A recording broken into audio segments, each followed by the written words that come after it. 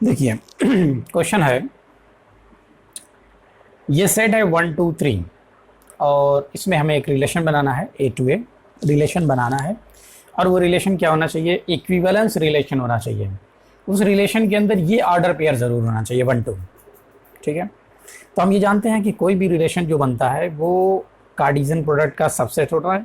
तो अगर ये रिलेशन ए टू ए में है तो ये रिलेशन ए क्रॉस ए का सबसेट होगा। ठीक है, तो अब इन्हीं ऑर्डर पेयर्स को लेकर के हम इक्विवेलेंस रिलेशन बनाएंगे और रिलेशन के अंदर ये कंडीशन है, कंडीशन ये है कि उसके अंदर 1 2 होना चाहिए, ये ज़रूरी है। ओके, तो सबसे पहले हम एक रिलेशन बनाएं R1। तो हमने कहा R1 इक्विवेलेंस होने के लिए सबसे पहले उसे होना चाहिए रिफ्लेक्सिव। रिफ्लेक्सिव होने के लिए वहाँ पे होना चाहिए 1 1 2 2 और फिर 3 3, ये रिफ्लेक्सिव हो गया। अब हम कंडीशन पे आएंगे कि कंडीशन यानी उसके अंदर 1 2 होना चाहिए। ठीक, तो रिफ्लेक्सिव हो गया, 1 2 इसके अंदर हो गया। अब रिफ्लेक्सिव है तो उसे सिमेट्रिक होना चाहिए, यानी जितने भी ऑर्डर पेयर हैं उनका सिमेट्रिकल ऑर्डर पेयर भी इसी के अंदर होना चाहिए।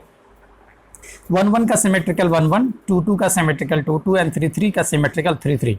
1 2 का 2 1 होता है तो 2 1 इसके अंदर रखेंगे। ठीक, अब सिमेट्रिक रिलेशन हो गया। अब हम देखें कि क्या ये इतने पे ही ट्रांजिटिव हो जाएगा। 1 2 2 1 तो 1 1, ठीक है, 2 1 1 2 तो 2 2। ओके, इसका मतलब कि ये रिलेशन इक्विवेलेंस रिलेशन है, यानी ये रिलेशन ट्रांजिटिव हो गया। तो ये रिलेशन रिफ्लेक्सिव भी है, सिमेट्रिक भी है और ट्रांजिटिव भी है। ठीक है, तो 1 2 3 4 5, यहाँ से हमने सिर्फ 5 ऑर्डर पेयर का यूज़ किया है। ठीक, अभी भी हमारे पास 4 ऑर्डर पेयर्स बचे हुए हैं, उनका यूज़ करना है। तो हमारे पास क्या क्या, हमने क्या क्या यूज़ किया? ये 1 1 ले लिया, 2 2 लिया, 3 3 लिया, 1 2 लिया और 2 1 लिया। हमारे पास ये बचा हुआ है। ठीक, अब इनको लेकर के हम बनाएं। अब हम यहाँ पे आते हैं, एक दूसरा रिलेशन बनाते हैं। रिफ्लेक्सिव होना चाहिए तो 1 1 2 2 3 3, 1 2 इसके अंदर होना चाहिए तो 1 2 है तो 2 1 भी होना चाहिए। यहाँ तक अभी तो ये इक्वल है। अब अगर हम इसके अंदर और क्या रख सकते हैं, इसके अंदर हम रख सकते हैं 1 3। अगर हमने 1 3 रखा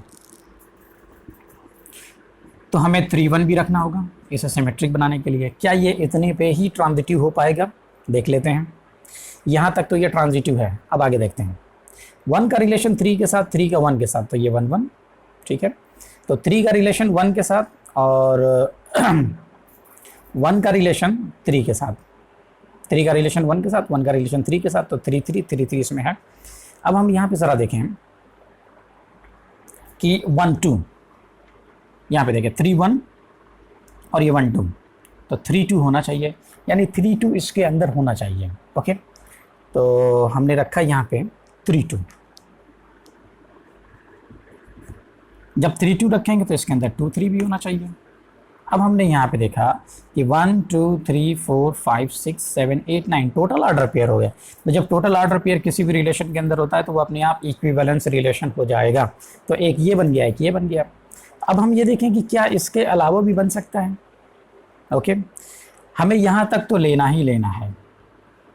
ठीक, अगर हम इन दोनों को हटा दें, हमने कहा कि R3 1 1 2 2 3 3 रिफ्लेक्सिव है, 1 2 इसके अंदर है, 2 1 लेना ही लेना है। ठीक है, अगर हम लेते हैं 3 2 और 2 3, ठीक, तो क्या ये रिफ्लेक्सिव सिमेट्रिक और ट्रांजिटिव हो पाएगा? तो हमने कहा 3 2 2 3, तो ये 3 3 है। ठीक है, और 2 3 और 3 2 3 3 यहाँ पे ट्रांजिटिव है। अब हमने कहा कि 3 2 और 2 1, तो 3 1 होना चाहिए इसके अंदर। ठीक है, यानी ये हमें इस यहाँ पे लाना पड़ेगा।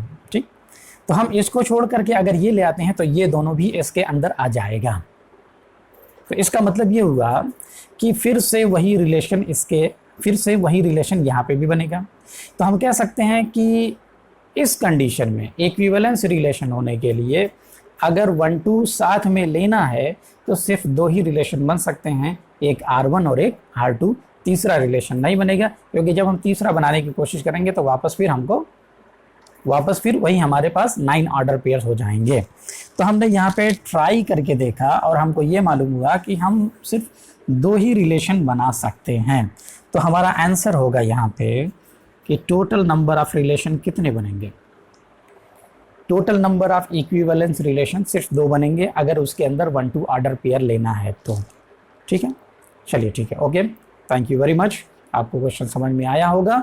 ओके, अगर आपको नहीं समझ में आया होगा तो आप मुझसे पूछ सकते हैं। ओके, आप ग्रुप में मैसेज कीजिएगा, पूछिएगा, ठीक है, या कमेंट में भी आप पूछ सकते हैं। चलिए अब आ जाइए नेक्स्ट क्वेश्चन के लिए नेक्स्ट वीडियो पे। Okay, thank you.